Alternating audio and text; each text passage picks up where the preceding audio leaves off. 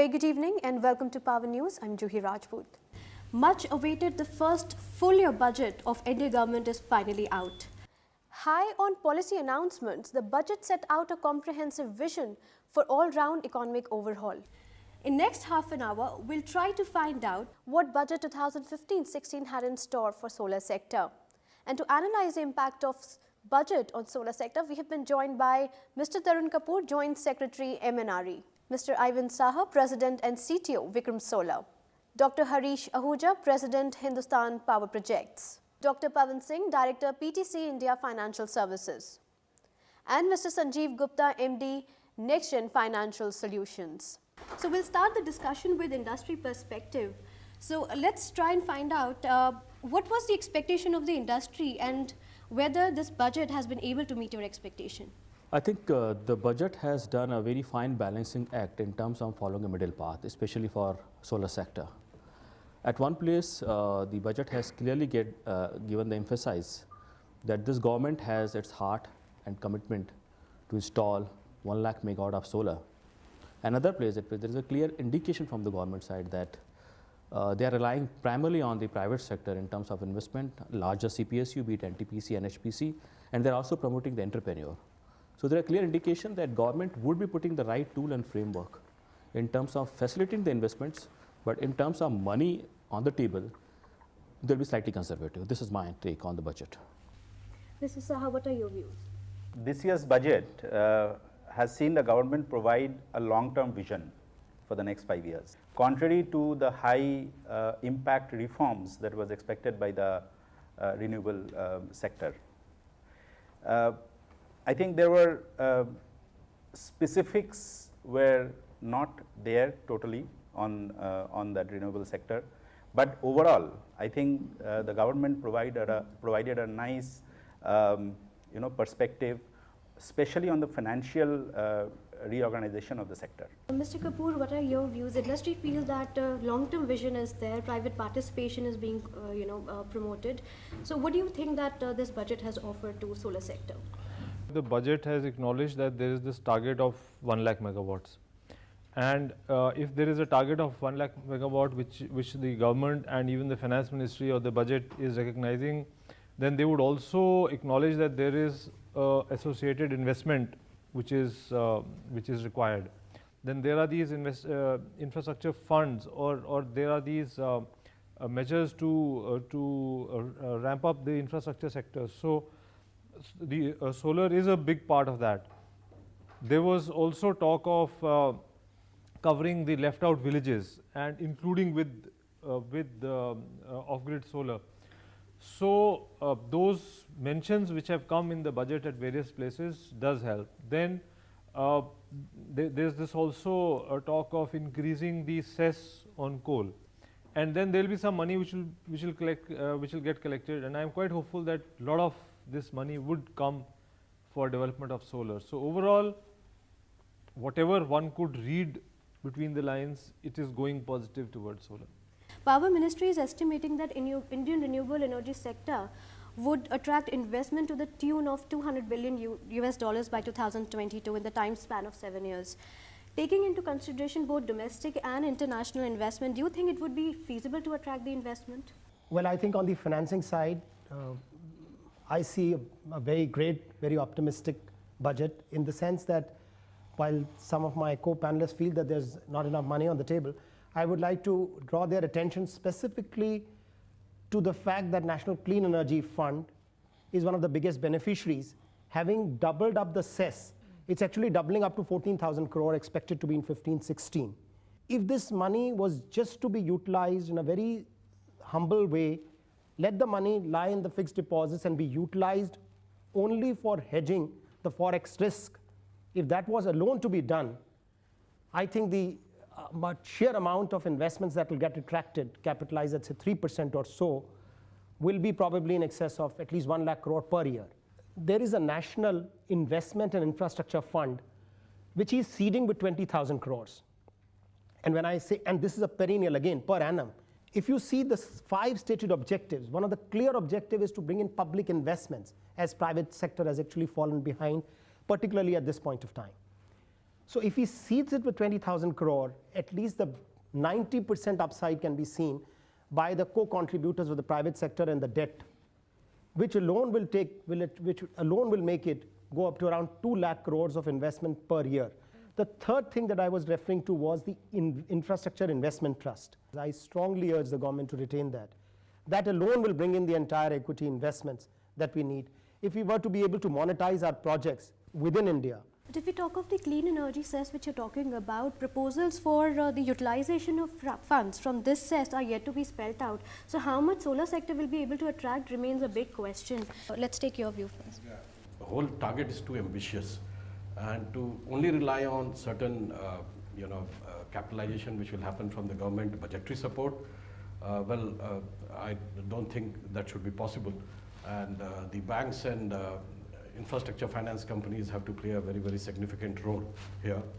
One thing has to be, which I expected in the budget to happen is, which of course not only applies to renewable but infra as a whole, is the capitalization of banks' capital, which is already grossly underestimated. So probably that is one area which could have been addressed, and I feel would need to be addressed if we have to banks investment in infrastructure and renewable, which is part of infrastructure, has to happen. Second thing which is now happening is that one is raising debt, which of course should be possible, it should be reachable, but biggest challenge is getting equity into this country. 20% dividend distribution tax, it becomes very, very economically challenging in point of IRR for people to make investment. So here, a lot of people today, what they are doing is that they are short-circuiting the route and bringing the money through NCD and CCDs, which, and everybody is interested in India. It's not that people are not interested in India. So probably some kind of a parity between, dividend distribution tax and the 5% withholding tax which we have on the interest rate on the debts which are brought into India should definitely help in a big way for getting equity. It's time to take a short break here.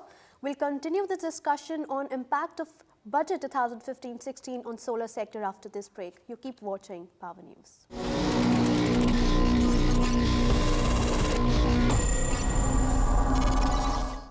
Government would be putting the right tool and framework in terms of facilitating the investments, but in terms of money on the table, they'll be slightly conservative. The banks and infrastructure finance companies have to play a very, very significant role. Consider priority sector lending, especially for distributed energy. We were, expecting some announcements in terms of manufacturing sector, which probably did not come out in this budget. Even though there is an absence of short-term incentives, industry has very positively taken the budget. Action has to shift to the states because they have to buy, they should be willing to buy, and they should be able to afford it. Watch this exclusive program at this time in Power News, only on Bloomberg TV India, powered by Vikram Solar.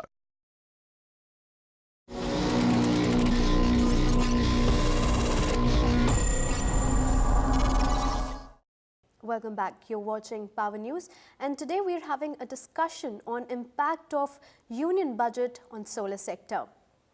Mr. Kapoor, like you mentioned that finance minister has proposed to increase the clean energy cess, so it will have two impact, like you very rightly mentioned, that it will increase the electricity tariff from thermal, and second, it would also strengthen India's position at upcoming global climate change negotiation. But again, the proposal for the utilization of fund has not been spelled out. So do you have any idea that how much solar will be able to secure from these funds? So far, I would say maybe more than 90% of the projects which have gone for funding through this fund are solar. And even now, I expect that most of the projects, most of the fund requirement is going to come from solar, because this is a sector which needs support. Solar power is still a little expensive. It has come down, but still it is a little expensive. If we talk of grid connected solar, we do need to subsidize by say about 1 crore per megawatt, or maybe between 50 lakhs and 1 crore per megawatt in terms of capital investment. Or if we look at the off-grid side, you need at least 30-40% government investment, public money coming in to reduce the price at which power is made available to a common man living in the village. Then you look at the other big sector, which is solar pumps. If you have to compete with free power, then the power through solar or solar pumps also has to be subsidized. You can't, expect the farmer to pay full price for solar pump and get free power if he gets it through the grid. So therefore, some amount of money would be required there also. Can I ask a question? Yeah, sir, I think one of the, coming from a manufacturing sector, I mean, the manufacturing sector had a lot of expectations from the budget. To be specific, like when Mr. Modi launched the Make in India program, coupled with the 100 gigawatt plan, it actually had it filled us with a lot of enthusiasm, and it's still, we are still hopeful that things will work out. However, we were expecting some announcements in terms of manufacturing sector, which probably did not come out in this budget. Specific things like how to lower, how to make the domestic manufacturing sector more competitive, how to really talk about more what you talked about just now is the solar pumps, which is a very good example. How to make this lakhs of solar pump available to the off-grid sector, for example. So those specifics were missing. So and we were actually apart from a broad guideline, as I said, and it showed a roadmap, but the real specifics regarding supporting the manufacturing sector was really not there. See, the manufacturing sector needs three things. One, you have to reduce the cost of inputs, raw material and all. Right. So this has been going on in the last budget, there were some duty reductions on certain inputs for solar. This year again, few more components have been added. Right. So we have tin alloy and tin copper alloy. alloy, Yeah. which Yeah. is, but which is a very small component. it's a very small component. but still 1-5%. we can keep trying, like we can even try to get some more concession on certain other items. So that's one. Second is reducing the interest burden, because again manufacturing is largely affected by the high interest costs in the country, cost of capital. On that we should see some movement in the coming months. Everything doesn't have to come through the budget, because there's a lot of things which come through RBI's initiatives or certain other things also happening. So that's another area where one should see something. And the third very important area is expansion in market. So if the market grows, then the manufacturing sector is bound to grow.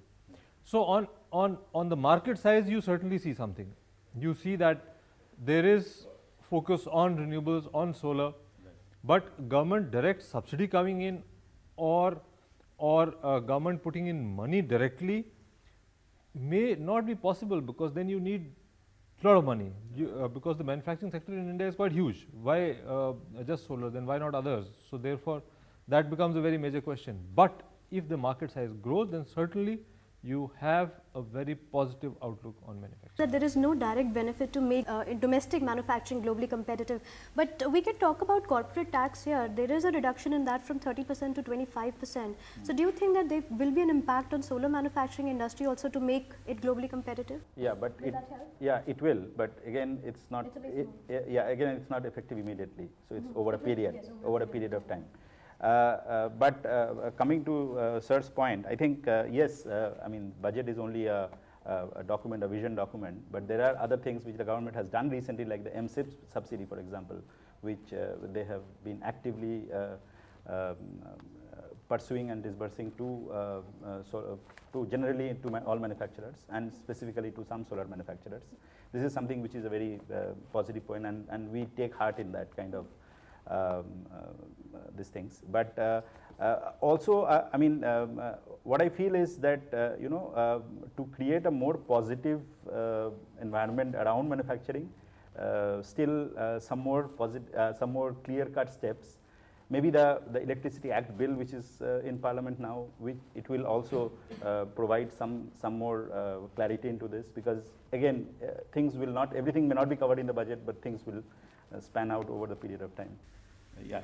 So I'd like to add one more point here. 5,300 crore allocation has been made for micro irrigation, which can be used for solar pumps. So I think this is another indirect benefit which solar sector can get, other than 20,000 villages electrification, which could be done through decentralized, and then clean energy fund. Ms. Rajput rightly raised the question of how this clean energy fund can be utilized And we were all saying that, one of the ways in which it can be utilized is to actually support the lowering of the cost. One of the ways in which, if you were to keep this entire money, let's say, parked in a fixed deposit and get just nominal interest rates of not more than 10% approximately also, that fund will keep growing. And if you were to use it as a guarantee fund, which allows the forex resources to be, hedged without paying that forex cost, which is the demand of almost any other industry.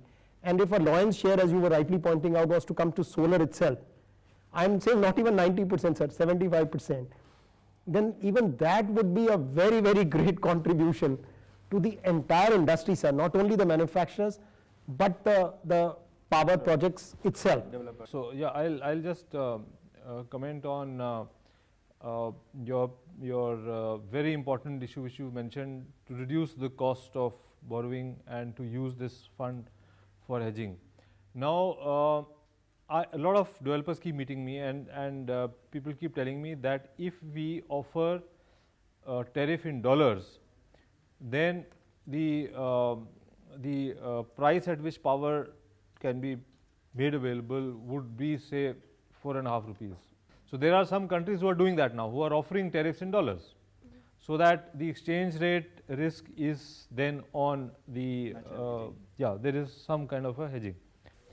So if what you said, if we are able to do that, if we are able to use this money to attract international funds at a cheap rate, use a part of this money as a risk guarantee fund, part of this money for hedging, then I think the entire story is covered. Then we will have solar power at, say, 5.5 rupees without anything else coming from the government. Any sector which has to be sustainable in long term, it has to be sustainable by itself. Now we keep on asking government to do hedging. We ask government to do budgetary support. We want government to cut down excise duty. We want government to give subsidy. Now then, what does the entrepreneur do? On one hand, of course, some kind of support, hand-holding at the beginning is required, but the whole policy imperative should come out from the fact that you create a climate for investment in this country. And also, to make a point, is that the government agency is not the best agency to manage the foreign exchange risk. There are banks, investment banks, who are best capable to, who can counter, do counter risk and hedge against back-ended, and they can take care of it. But what is very important is we create that kind of climate. Now this climate comes from what? Number one is you have one is the counterparty risk. Now whether they have this ability to buy this power. Somebody who wants to make investment in India, first question he asks is whether you're selling conventional power or you're selling distributed power, whichever renewable power, whichever power you're selling. Ultimately the counterparty, whether he has that capability to pay for it or not. So that's the first question they ask, and particularly equity investors. We don't have long tenor loans happening in this country. We have 12, 13 years kind of loan which are available because of asset liability mismatch. Banks traditionally have been giving it. Banks are not able to raise long-term liabilities, so they are not able to do long-term asset financing. So you have to develop a bond market in this country.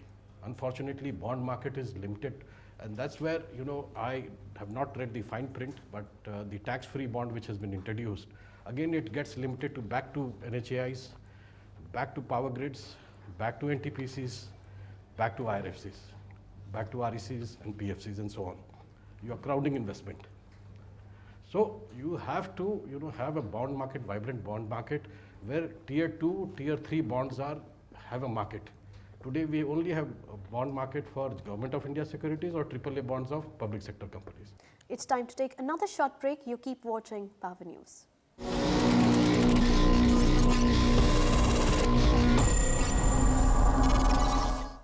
Government would be putting the right tool and framework in terms of facilitating the investments, but in terms of money on the table, they'll be slightly conservative. The banks and infrastructure finance companies have to play a very, very significant role. Consider priority sector lending, especially for distributed energy. We were, expecting some announcements in terms of manufacturing sector, which probably did not come out in this budget. Even though there is an absence of short-term incentives, industry has very positively taken the budget. Action has to shift to the states, because they have to buy, they should be willing to buy, and they should be able to afford it. Watch this exclusive program at this time in Power News, only on Bloomberg TV India, powered by Vikram Solar.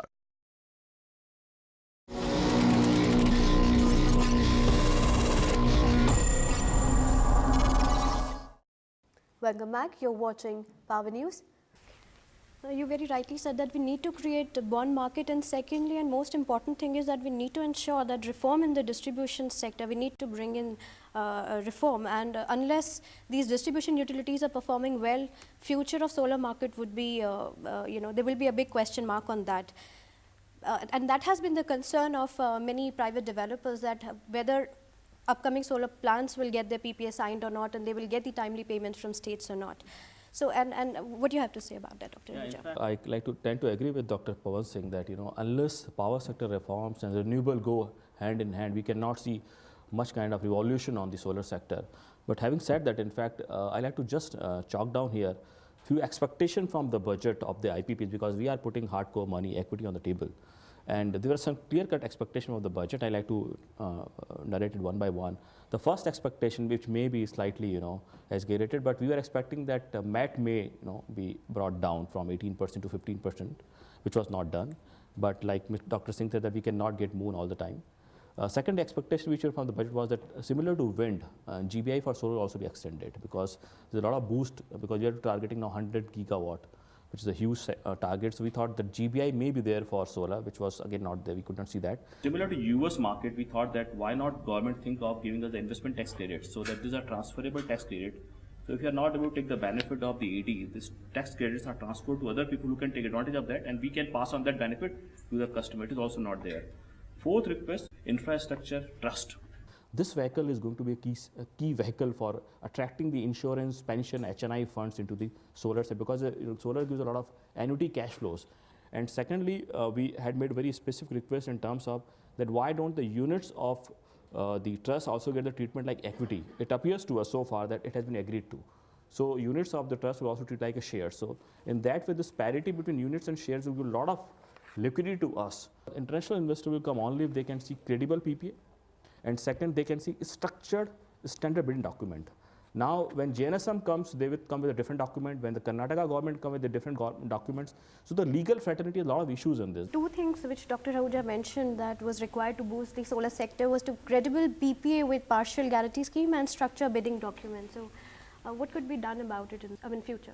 That is not something like structured bidding document or a uniform bidding document doesn't have to come from the budget, it has to come from us. Yeah, exactly. So that document we made long back, I think about a year back, and we want to now bring it as part of that case 1, case 2 through the bidding, through the act. So that will happen soon, that is in the pipeline. Then this trust which you just mentioned. Now, if this really materializes the way we want it to, or the way it has been planned out, then we should see a lot of international money coming in, a lot of pension funds, a lot of other funds investing in India, which has not happened so far. And if we are able to attract some cheap funds, then that also has a very good impact. These large financial institutions have to come up with something. So we've been talking to these 5-6 large financial institutions to come up with very specific instruments for solar sector. We've got very encouraging response from them. It has to be now made into some kind of a concrete proposal. We will do it. We are working on it. Mr. Gupta, you want to? Yeah, this InvITs, which is the Infrastructure Investment Trust, are expected to actually play a very lead role in that. Once this pass-through is given, the Indian investing community itself can gather the money which this sector needs, and the existing projects can be used, and they can be not only be monetized there, but money can be raised even for the future projects, including some of the ones for the distributed energy.